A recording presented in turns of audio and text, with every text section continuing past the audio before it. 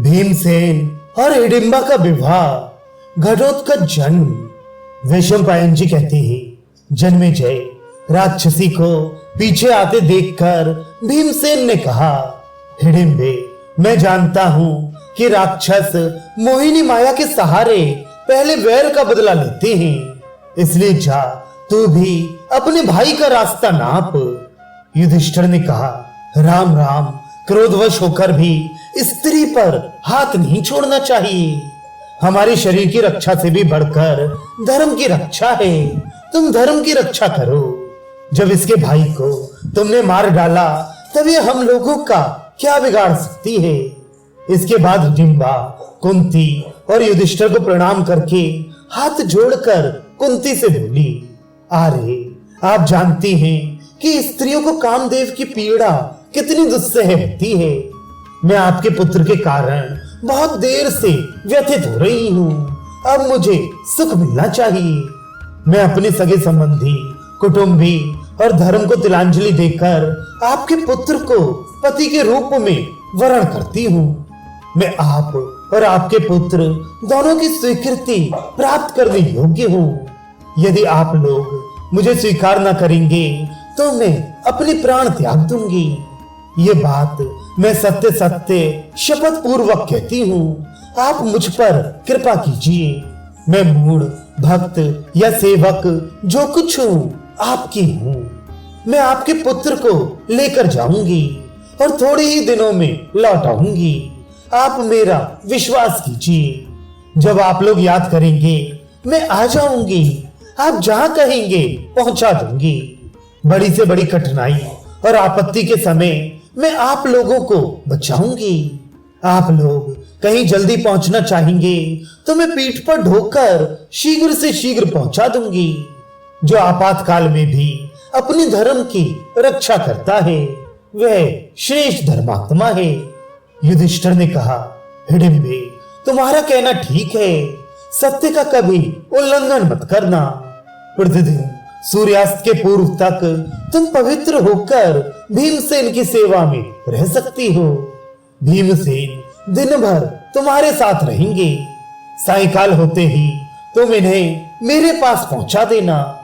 राक्षसी के स्वीकार कर लेने पर भीमसेन ने कहा, मेरी एक प्रतिज्ञा है, जब तक पुत्र नहीं होगा तभी तक मैं तुम्हारे साथ जाया करूंगा, पुत्र हो जाने पर नहीं। हिडिंबा ने यह भी स्वीकार कर लिया। इसके बाद वे भीमसेन को साथ लेकर आकाश मार्ग से उड़ गई। अब हिडिंबा अत्यंत सुंदर रूप धारण करके दिव्य आभूषणों से आभूषित हो मीठी मीठी बातें करती हुई पहाड़ों की चोटियों पर, जंगलों में, तालाबों में, गुफाओं में, नगरों में और दिव्य भूमियों में भीमसेन के साथ विहार करने लगी। समय आने पर उसके गर्भ से एक पुत्र हुआ। विकट नेत्र, विशाल मुख, नुकीले कान, भीषण शब्द, लाल होठ, तीखी दाढ़ें, बड़ी बड़ी बाहें, विशाल शरीर, अपरिमित शक्ति और मायाओं का खजाना।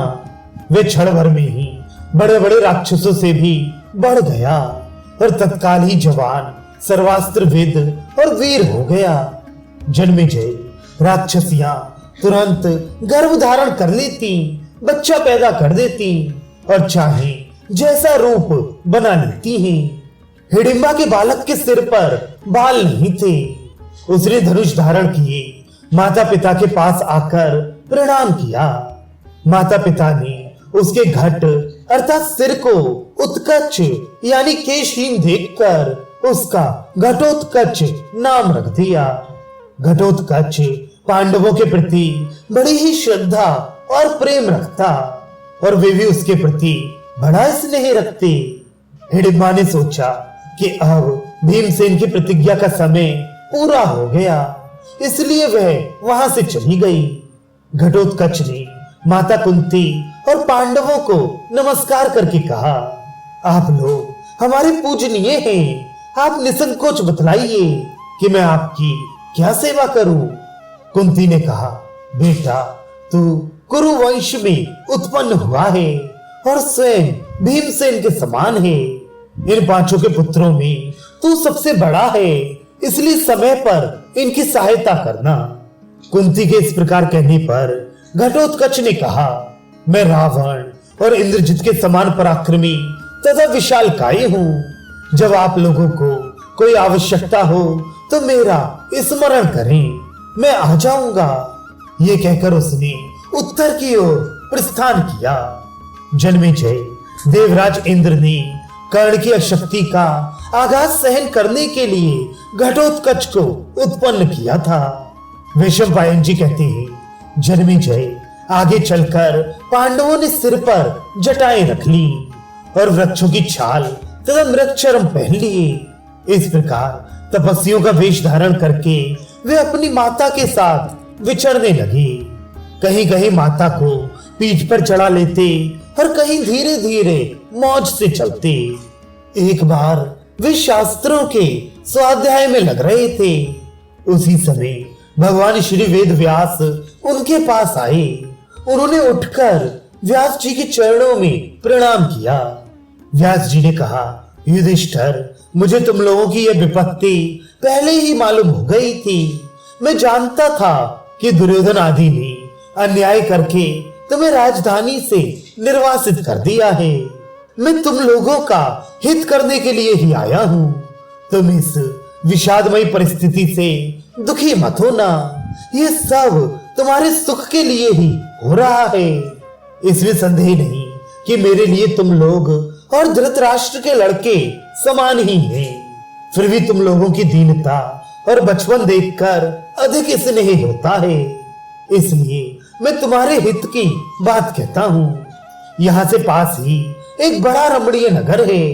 वहां तुम लोग छिपकर रहो और फिर मेरे आने की बाट जोहो।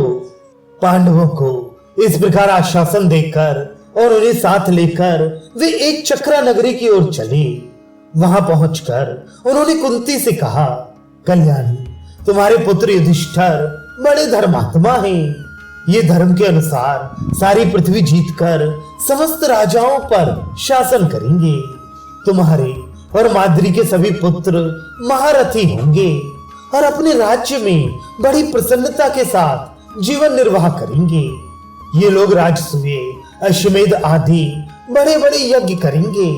अपने सगे संबंधी और मित्रों को सुखी करेंगे और परंपरागत राज्य का चिरकाल तक उपभोग करेंगे।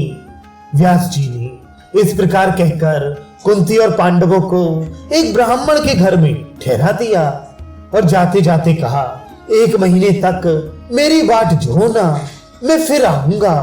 देश और काल के अनुसार सोच समझकर काम करना, तुम्हें बड़ा सुख मिलेगा। सबने हाथ जोड़कर उनकी आज्ञा स्वीकार की। फिर वे चले गए।